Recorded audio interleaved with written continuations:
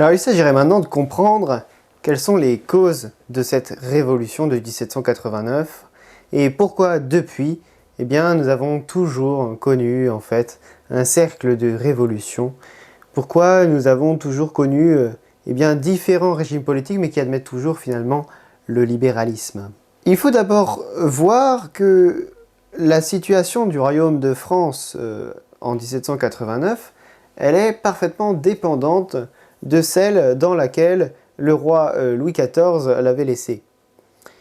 C'est-à-dire que les guerres qu'avait fait Louis XIV avaient vraiment plongé le royaume dans une grande dette économique.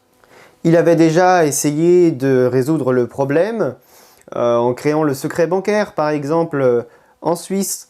Il s'était rendu compte de son erreur et il n'avait pas réussi à relever la France. Pendant toute cette époque et avant, il y a dans l'ambiance un peu des idées de l'époque, il y a le jansénisme qui s'est développé, avec Jansen, qui est donc un prêtre catholique, qui devient hérétique en proposant eh bien, des doctrines, des thèses qui sont contraires au dogme de l'Église catholique. Il va faire énormément de mal à l'Église parce que eh bien, beaucoup de prêtres vont être leurrés par sa doctrine et la considérer comme du catholicisme. De fait, le jansénisme va vraiment se développer et avoir beaucoup d'ampleur. Louis XV va hériter de ce royaume, donc dans une crise financière terrible, où la banque commence à jouer vraiment un rôle crucial, et dans lequel le jansénisme a gagné l'aristocratie. Il va se retrouver face à un parlement de Paris qui est vraiment contre lui et qui l'empêche de régner. Louis XIV avait été très ferme et avait obligé le Parlement de Paris d'enregistrer chacune de ses lois, en mettant son veto d'emblée.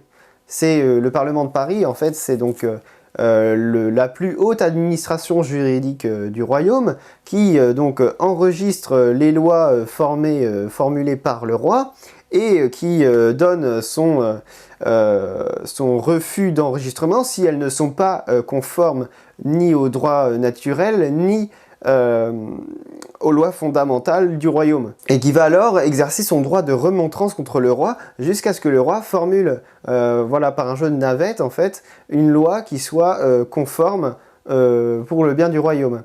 Et que si eh bien, le Parlement, il y a trop de navettes, bah, c'est le roi qui à la fin tranche et dit écoutez, c'est bon. Sauf qu'en fait, Louis XIV ne régnait que de cette manière-là, que dès le début, il exerçait son droit de veto d'emblée qu'il formulait une loi. Donc le Parlement était vraiment sous la domination du roi. L'aristocratie était muselée. Mais ce qui ne sera pas le cas avec Louis XV, qui vont essayer vraiment de prendre de plus en plus de pouvoir, d'autant plus qu'ils estiment que le jansénisme est plus vrai que le catholicisme.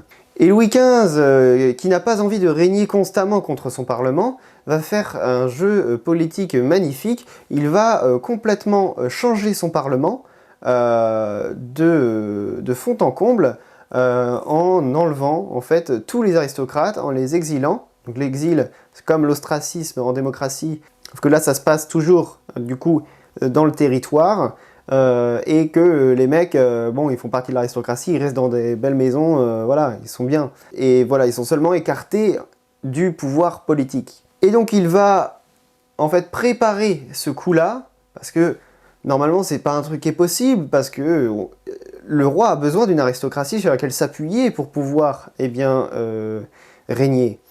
Donc les aristocrates s'estiment souvent bien les maillons indispensables hein, de l'appareil d'État, sans lesquels eh bien, le roi ne peut rien faire, et souvent jouissent du coup de cette dépendance du roi envers eux pour pouvoir faire pression. Et donc Louis XV en avait marre, et il dégage tout ça, et il avait déjà préparé son coup, il savait déjà par qui il allait remplacer chacune de ses têtes. Et du coup, en une journée, c'était fait. Eh bien, tout le Parlement, tout l'appareil d'État était changé. Et donc ça a permis au roi de retrouver donc, une stabilité politique et au royaume. Seulement, l'aristocratie elle est énormément éprise du libéralisme de l'Angleterre, du système économique de l'Angleterre. L'Angleterre que l'on voit s'industrialiser, qui vraiment prend énormément de puissance parce que maintenant ils ont un nouveau système économique, un système libéral qui est performant et qui enrichit énormément le pays. C'est l'avènement du capitalisme. Mais ils ne voient pas les effets sociaux complètement alarmants. Ils sont en fascination devant le système anglais, devant cette monarchie constitutionnelle qu'ils viennent de se doter, et où l'aristocratie a pris le pouvoir en fait sur le roi. Où le roi n'a plus qu'une fonction symbolique. C'est parce que, bien évidemment, le royaume d'Angleterre, lui, s'est fondé sur le protestantisme et non plus sur le catholicisme. Et dans le protestantisme, il y a tout ce qu'il faut pour permettre en fait l'avènement du capitalisme. On y reviendra plus tard. Donc le libéralisme, avec en fait ces infiltrations du jansénisme dans l'aristocratie, eh bien il va prendre racine, puisqu'en fait, eh bien, on avait vu que les idéologies, elles sont parfaitement opposées en fait au principe du catholicisme, hein, puisque ce sont des principes contradictoires. Donc dans un pays catholique, les hérésies ne peuvent pas s'émanciper parce qu'elles sont conçues comme un anti-catholicisme. Et avec justement cette infiltration des hérésies jansénistes et protestantes, le libéralisme arrive eh bien, à prendre prise dans l'aristocratie qui va vouloir lui donner une forme, et c'est ce qui se passera évidemment en 1789. Parce qu'il y a donc des sociétés de pensée, il y a des salons, les bourgeois organisent des salons dans lesquels ils discutent, ils parlent des idées, ils lisent des philosophes, des Lumières, et ils vont vraiment s'inspirer de tout ça, ils vont s'inspirer énormément de ce qui se passe en Angleterre. Et Louis XV va alors prêter attention à ces aristocrates, et il va accepter la libéralisation de l'économie française.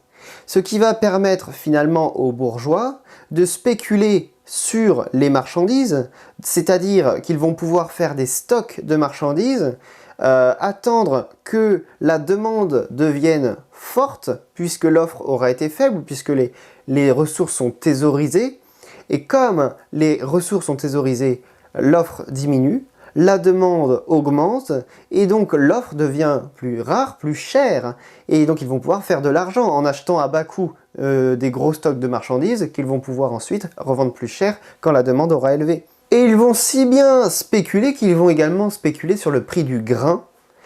Donc dans un royaume dont les finances sont déjà vraiment en difficulté, les gens vont se retrouver en famine, ils n'auront plus rien à manger, et il va y avoir ces médias qui sont tenus par ces sociétés de pensée, qui sont éprises des idées lumiéristes, etc., les encyclopédistes par exemple, et au final qui vont porter la responsabilité de la crise sur la famille royale, sur les dépenses de la reine, plutôt qu'en réalité eh bien, sur la spéculation sur le prix du grain qu'avaient fait les bourgeois. Et les bourgeois vont se saisir de cette opportunité-là, qui a été fomentée donc, dans ces cercles de pensée, dans les sociétés secrètes avec la franc-maçonnerie, et eh bien, porter la responsabilité non plus sur l'aristocratie, mais sur la royauté, sur la monarchie.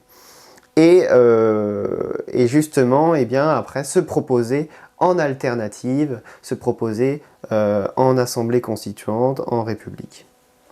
D'autant plus que Louis XVI a fait une énorme erreur, c'est que Louis XV avait dégagé tout un tas de gens qui étaient prêts à prendre le pouvoir, et du coup il a évité une révolution. Louis XV en faisant ça, il avait très bien agi. Louis XVI a rappelé toutes ces personnes que son père avait dégagées.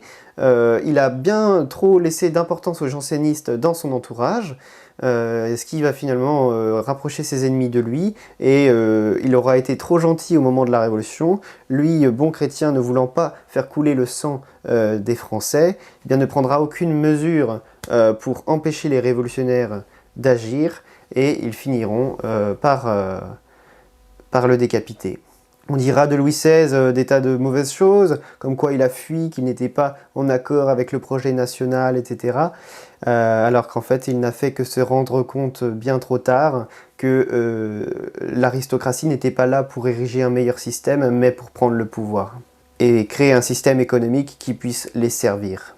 La cause de la Révolution française, c'est une tragédie, c'est une trahison de l'aristocratie envers le peuple et envers, et bien sûr, le roi, qui donc s'est attribué tout le pouvoir, et donc c'est ce que nous avons aujourd'hui. Nous avons une aristocratie qui, bien sûr, comme elle conserve le pouvoir dans son intérêt privé et non pas dans l'intérêt de tous, eh bien une oligarchie, et qui, parce qu'elle cherche à exécuter une idéologie qui est l'idéologie libérale, et que maintenant, bien sûr, elle s'émancipe du cadre réducteur de la nation pour pouvoir justement affirmer un libéralisme pur, pour pouvoir tout offrir au Dieu marché,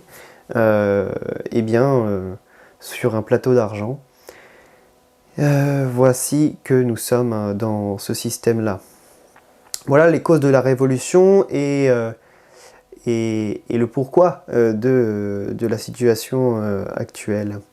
Donc dans le prochain épisode, nous traiterons du seul et dernier courant politique dont je n'ai pas encore parlé, que j'ai évoqué de temps en temps, et qui justement est le seul qui cherche à rester indépendant donc, de toutes les idéologies des Lumières, de la stratégie révolutionnaire, de la méthode contractualiste, etc. Et une fois que cela sera fait, eh bien nous aurons fait le tour de tous les courants politiques qui meuvent la France depuis 1789. Donc avec grande hâte, je vous rejoins au prochain épisode.